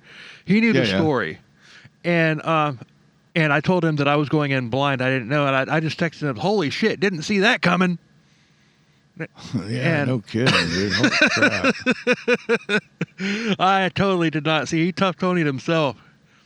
Tough Tony himself. Holy But- crap. Huh? I said, holy crap. He tough Tony'd himself, dude. I never even, dude, I had no idea. I had no clue this was going this way. Yeah, me- To here, whatever. You know what I mean? Me either. I mean, it's just like, I was like, crap. holy crap. So, so is Go that ahead. the end? No. Still got 5 pages to go. Okay. No, there's a lot of aftermath in here with James. Oh, okay. Right So on. James was seriously injured, and he was in the hospital where he was going in and out of consciousness. He wasn't much to talk to for answers because his beloved was dead. Oh my God. And then Really? finally he was released from the hospital just in time to attend Chris's funeral. And there, James ran into Chris's girlfriend, Amelia. And they began to talk. And James told her that a blood clot had been found on Chris's brain during the autopsy. Oh. I don't know if that actually happened or if this was just some justification fantasy that that James had come up with. I'm leaning towards All that right. because they didn't say that came up in the autopsy. Yeah. So he then just had a nervous breakdown and lost control, and Amelia is just standing there like, what the hell is going on here? So James began to tell her the truth about Chris and said that his death was for the best. He said that Chris had to die or the murders would keep happening. Okay. So he ratted Chris out to Amelia. But after that, Amelia told him to shut up and not say a word to the police. She didn't want Really? Chris. Wow. Yeah, she didn't want Chris being a scapegoat for all of the missing people in southern Australia since the British had landed. Okay. But yeah, because I mean, Chris wasn't the only serial killer in southern Australia at the time. There were others. Oh yeah. So we'll get to them eventually, but not in this episode. All right. But she then said that Chris was a good man, one of the last of them. Poor Amelia. Poor Amelia. Yeah, but she then pulled a total power move and she chugged her beer and told James to bugger off. They were done. Oh shit. Oh damn. She's like, bugger off, we're done. Glug, glug, glug, glug, glug, glug, glug. Wow. What are you drinking tonight, Amelia? Foster's beer. Foster's? It's Australian. Australian for beer. And they don't even drink Foster's in Australia, dude. That's the fucked up thing. I know. I read that They somewhere. drink like Castlemaine and other shit, dude. They don't even drink Foster's there. Yeah, it's Foster's. It's Australian for beer in America. Right. So the Australian, hold on, backtrack. All right, Yeah. hold on. So Amelia was happy in her ignorance, and she probably just didn't even believe James at all. But whatever. The Australian police, they weren't familiar with serial killers at this point. They had never even dealt with one at this point. Although, like I said, Chris was just the first one that came to light. Yeah. In April of 1978, William Thomas, he was searching for mushrooms in Truro. Not magic mushrooms. Okay. The kind that you eat. Okay, just like regular mushrooms. Yeah, just regular mushrooms. Not Not the psychedelics. Gotcha. right. Yeah, you don't get high when you eat the mushroom. It's like mushrooms that you put in marinara sauce or something like that. Well, I wouldn't because I don't like mushrooms. But so he came across a large bone poking up from some rocks, and he assumed that it was a cow bone. And he didn't think anything of it, and so he went back for looking for mushrooms. So he mentioned it to his wife when he got home, and the more he thought about it, the more it seemed odd. Yeah, and he and his wife decided to go back and check on it, because it's like, okay, well, what the hell would a cow be doing out there? So Yeah, right. so it they got back to the bone. They found on it, and they yanked on it, and some of the bones were still connected to the large one, which obviously was a femur. And Fuck. then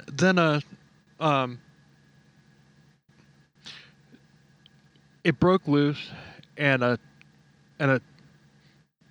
another bone and a shoe popped out. Oh. And there was the skeleton of a foot inside the shoe. And they got the hell out of there, and they called the police. And the police determined that it was a hitchhiker, or no, that it was a hiker that wasn't prepared and paid the ultimate price. Oh, all right.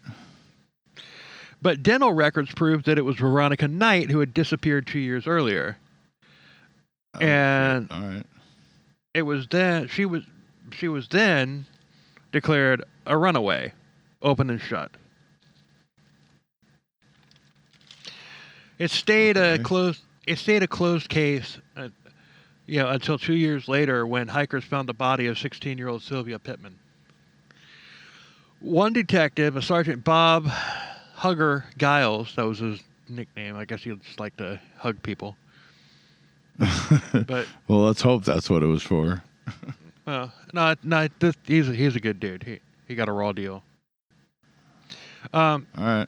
He had been trying to put together a pattern on the disappearances for several months, and nobody was taking him seriously. If anything, he was the first person in Australia to ever investigate the possibility of a serial killer. Oh. All right. So nobody was taking him seriously, so he leaked the information to the press.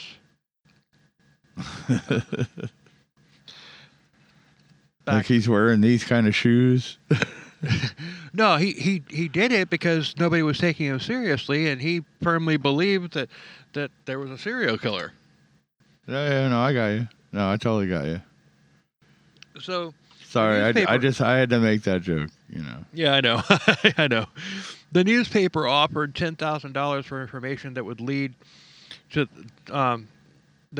the case being solved and a killer arrested. So finally, the police put together a task force, but Detective Giles was cut from it as punishment for going to the press.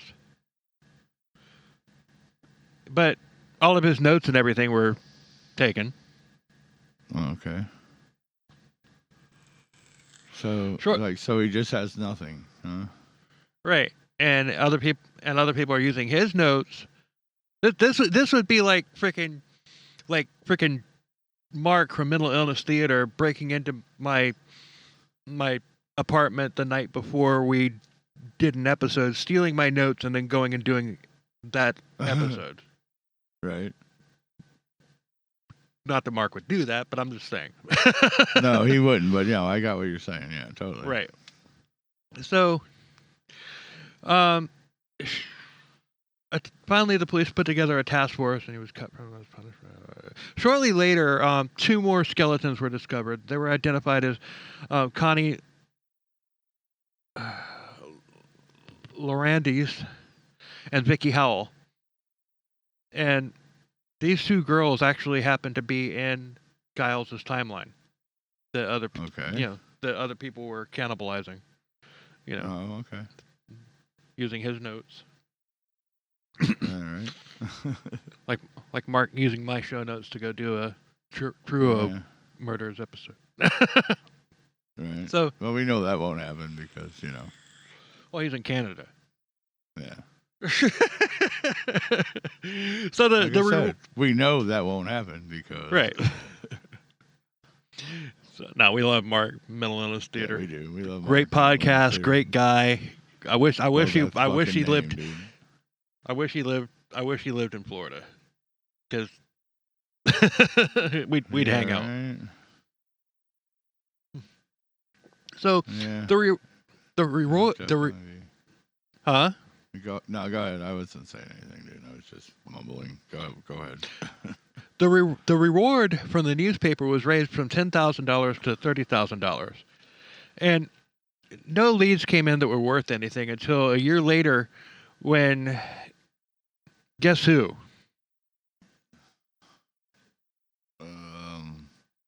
Fuck, I don't know who. Who's the only person other than James that's still alive? I don't know. I don't. Amelia. Remember. Amelia. Oh fuck yeah, Amelia. My bad. Shit, dude. I'm sorry. Dude, you're giving me a whole lot of information here, dude, and I'm processing a lot. Like really. Okay. But Amelia, Chris's, it's good. It's good that we're doing it like quickly. But yeah, dude, I can't remember everything. No worries. But Amelia, Chris's girlfriend, made the connection to this story. She connected the story to James's rambling at the funeral. But $30,000 is $30,000. So, Right. yeah.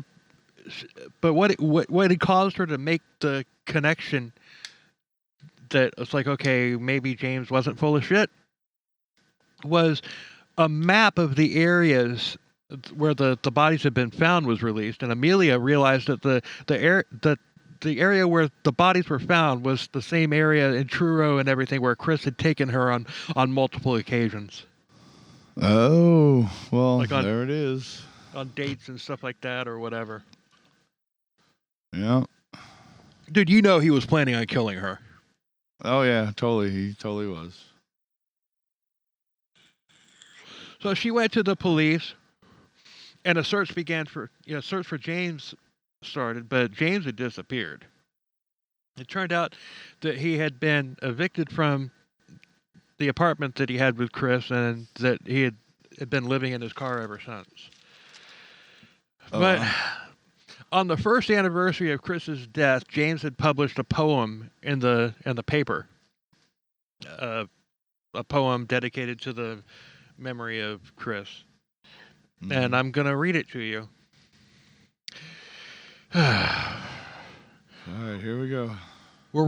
Worrell Christopher Robin. Memories of a friend who died 12 months ago this week.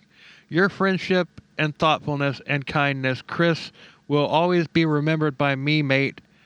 What comes after death, I can hope as I pray we meet again. Hmm? He makes BTK look like a wordsmith. Yeah, right. Holy crap. I mean, yeah, it's just like it's like he started like 3 or 4 different like thoughts in this and just strung them together. Right. Yeah. Okay. And by the way, don't listen to our BTK episodes. So realizing that James was homeless, they looked in shelters and they found him at Adelaide's cultural mission where he had been staying and working. 8 plainclothes officers were sent there to watch James and tell him, and to tail him, hoping to find more information before they arrested him. But James was a lifelong criminal. He spotted them immediately. Yeah. Right. Yeah, he bolted, but he was literally caught after just like a minute of the chase. Yeah. He's not exactly Richard Ramirez that ran a freaking marathon. Right. That's the best part of that story, is the chase. Yeah. So James said he knew it was just a matter of time before the police came for him. In interrogation, James denied everything. He even said that he never knew anyone named Chris. Oh my God! Really? Yeah, but they pressed him and they showed him. There's court documents saying there's like prison documents saying that they were cellmates. Yeah, exactly. So, yeah, they pressed him and they showed him photos and evidence, but James just kept denying, and he was released because they literally didn't have anything to charge him for other than, he was a suspect, sure, but I mean they didn't have any conclusive proof other than what Amelia had said. Right. So it's like, okay, I'm not, no bad on the police there, but as he was leaving the police station, because he was shaken up and everything, an officer offered him a cup of coffee, and he broke down just bawling. Of course.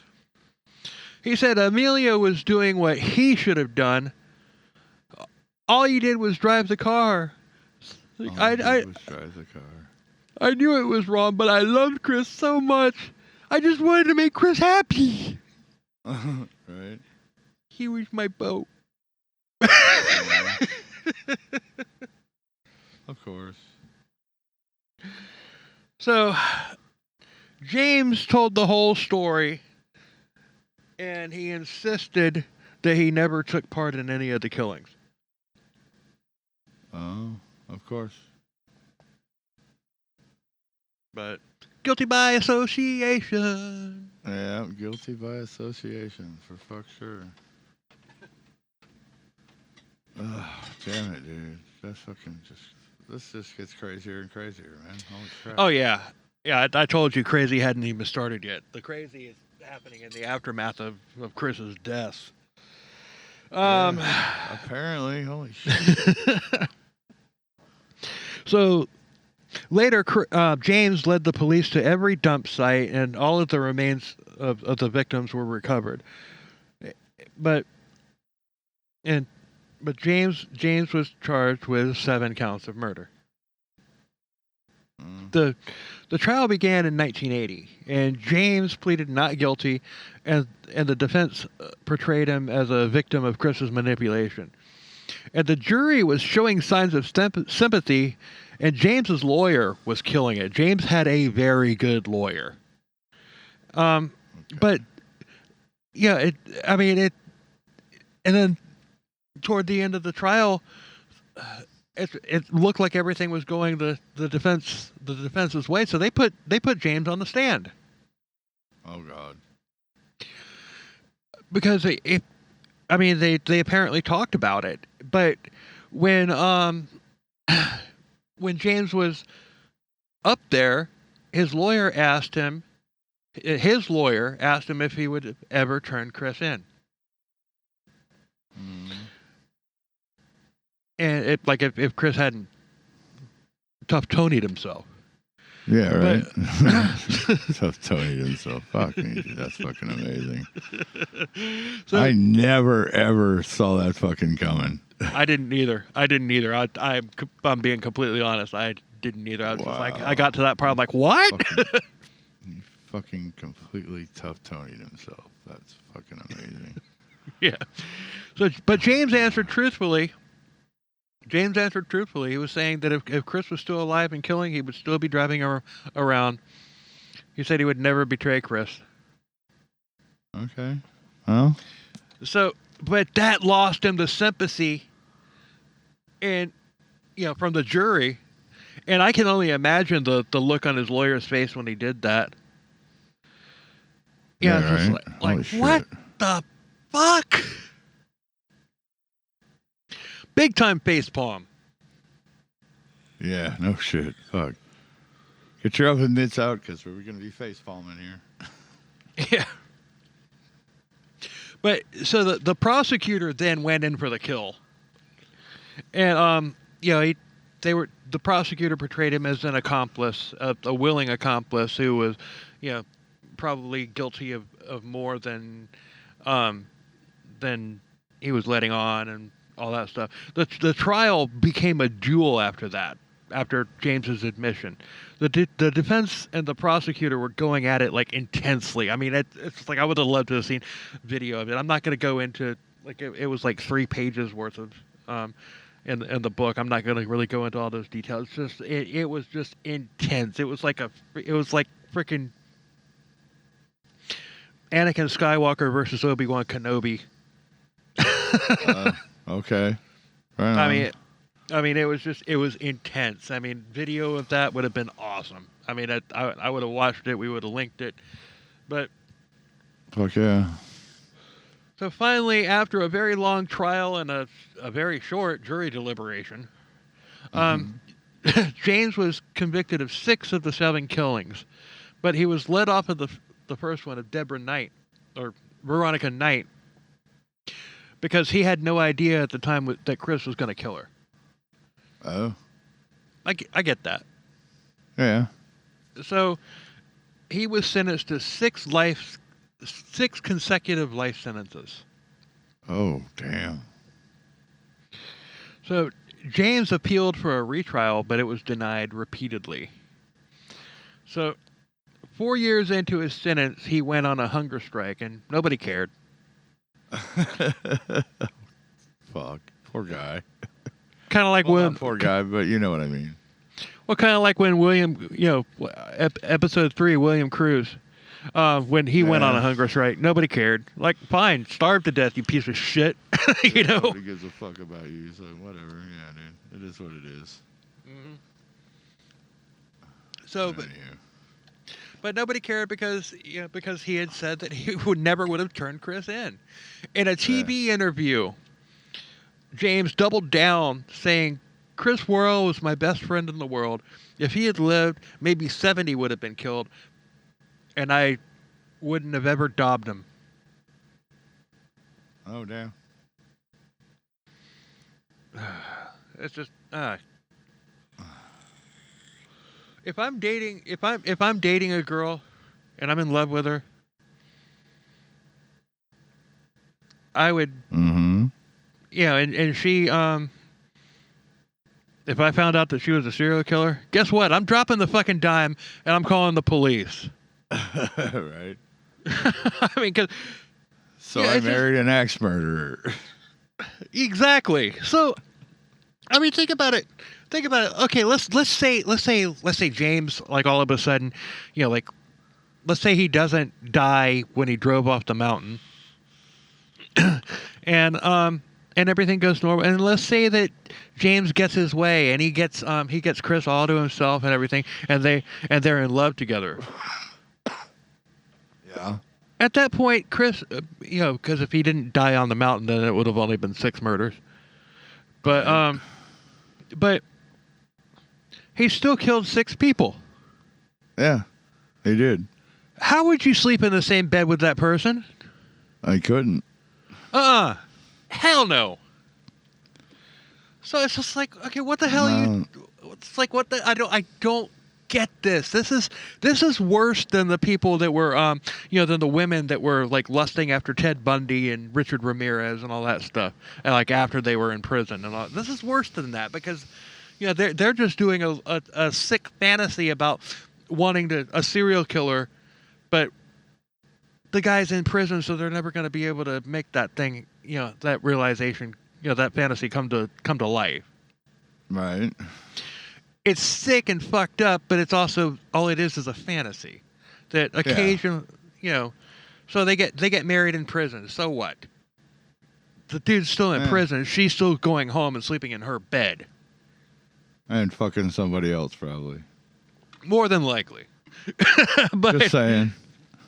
But and he probably is too.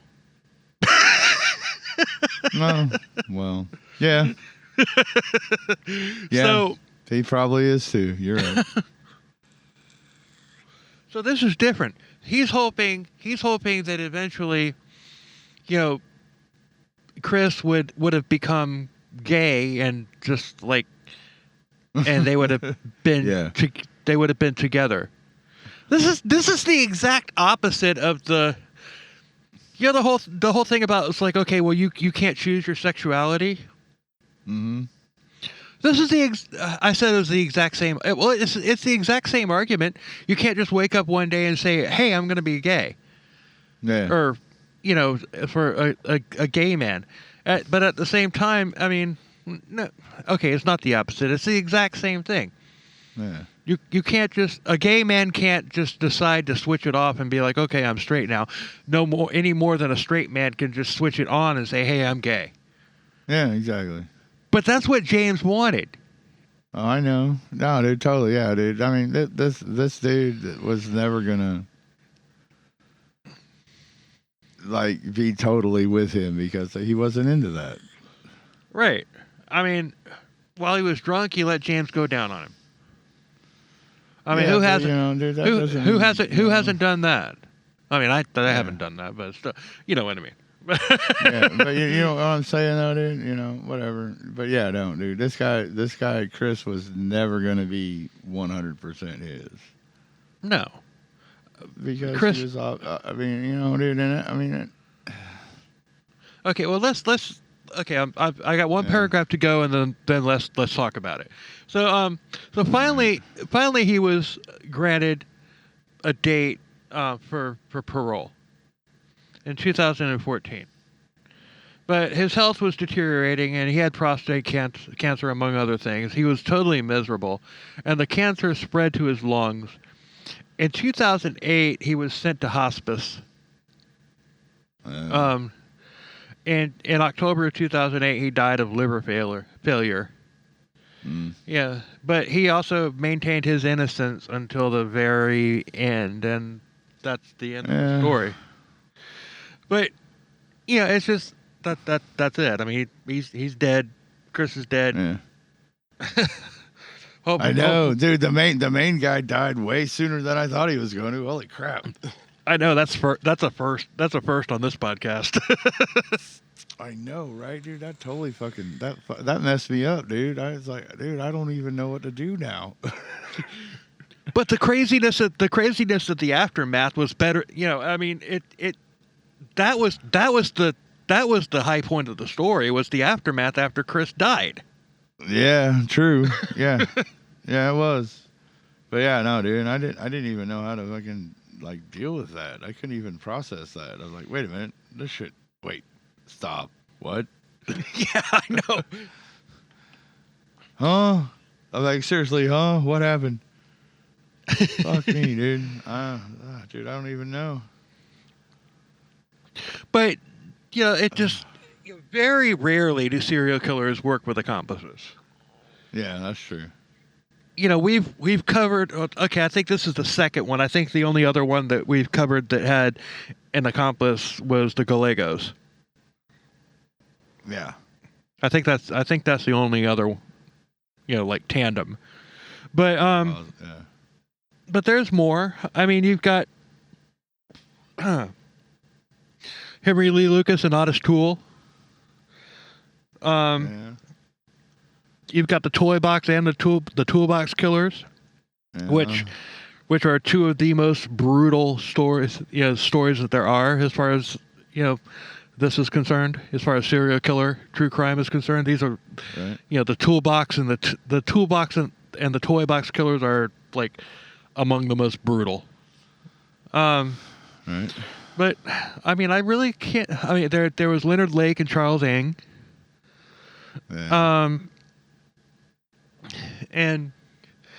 But the thing about it is, it's just I guess this happened in Australia, so it's kind of a lesser known case in the United States. I mean, there aren't very many podcasts about it. Right. I did look for them and just to find out that they're and the ones that there were like less than an hour long. So it's like it wasn't going to be a deep dive, and there's nothing wrong with that. Some people like just the facts. Some people like that. And more power to you. But I mean that's not what we do.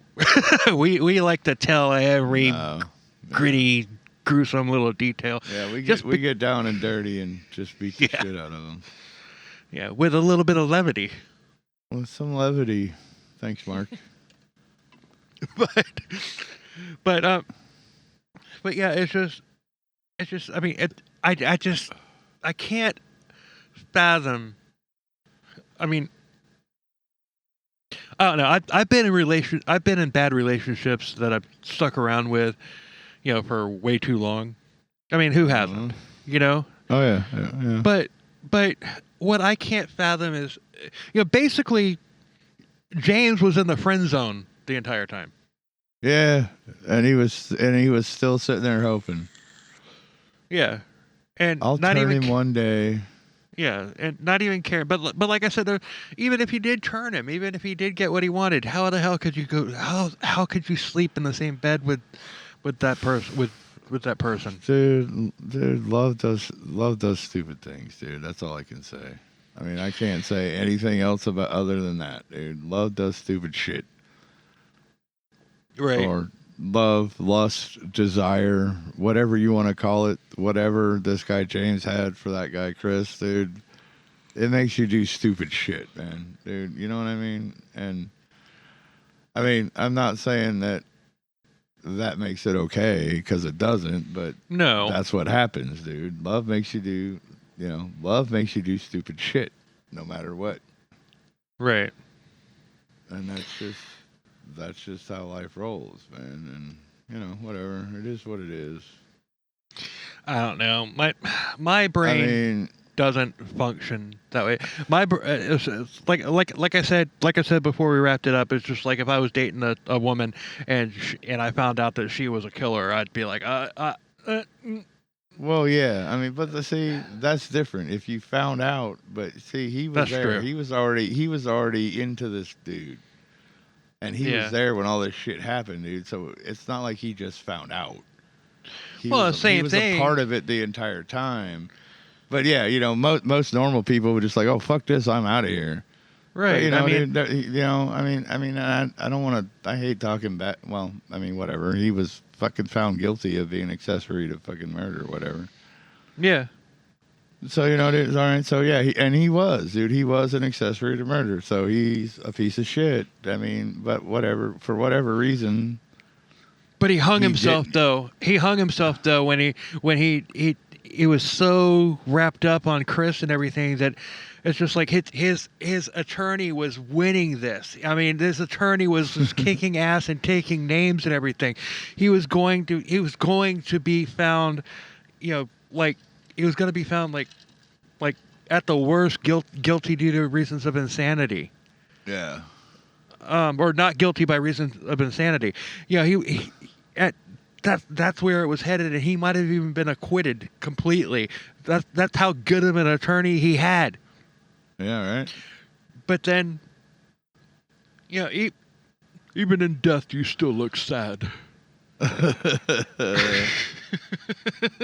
Yeah.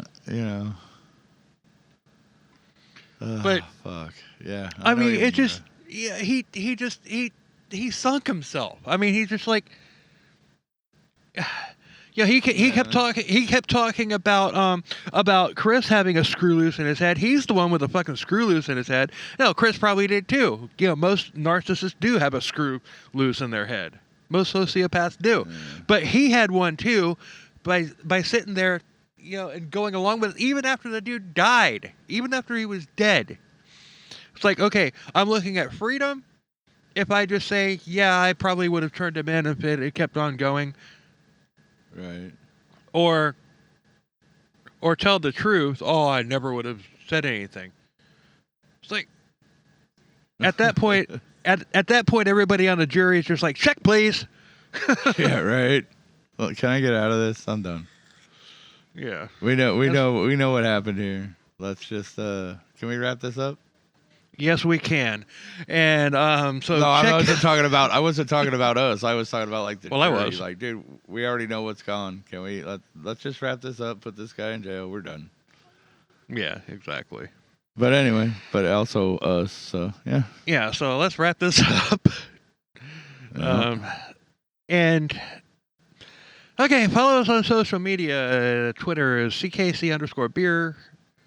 Facebook is Crimes, Cults, Killers, and Beer Podcast, and our website that has it has links to all of our episodes on all platforms and everything. And we're on Podbean now too, which I'm going to be adding later at some point, which is cool. 'Cause I didn't even submit it to that. It just, I think the Pod Page app, the Pod Page that our website is on, I think it just did it. I don't know. It just 'cause added us. I didn't. Awesome. Yeah, it's cool. So yeah, we're thanks a hell of a lot for listening. Oh, and our we- our website, my mush mouth is, it wants to make a final appearance in this episode. Well, of course it does. But yeah, our episode, it also has links. It has links to everything, and it has links to my original music, like all of our social. It has links to, there's going to be a merch link there before too long. Yes, the merch link is coming soon. Yeah, As well as a few other things, but yeah, we'll get there when we get there. Not rushing it because I want it to be right. I don't want it to be rushed. Oh, absolutely. And if you want to send us an email to get our perspective on things, like what happened, on Todd's got a fan club. Apparently. So if you want to, if you want to send us an email and everything for, we'll get them and read them. We'll read them on the air until it gets to the point to where we're getting like a whole bunch of them and we have to pick and choose. But still, it's just for right now. This is time to get in on it. Billzilla Prod, PROD at gmail.com. Yep, that's and you can, and we'll give you. It's like, come on, I'm still flustered about that. I know, right, dude? Yeah. Well, I don't know why she liked me so much.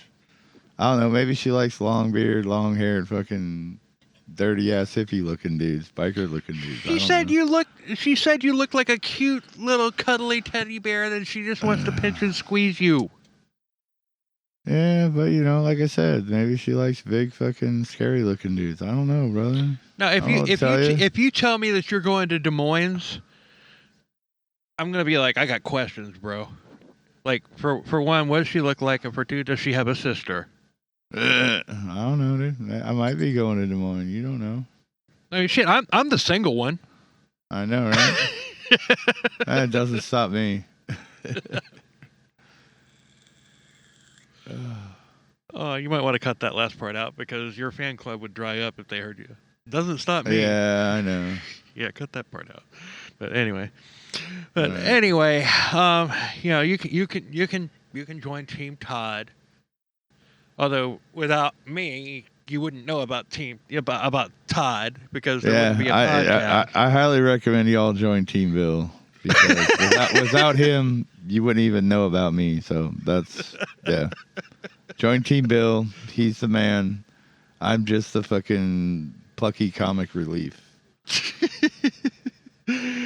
Oh my god. Anyway, until next week. Next week. Okay. Next week is not the collaboration with Florida Man on Florida Man. That'll be the following week. So I gotta wait from here though. From this episode, there's one more after that. Then the collaboration. Oh, yeah. Gotcha.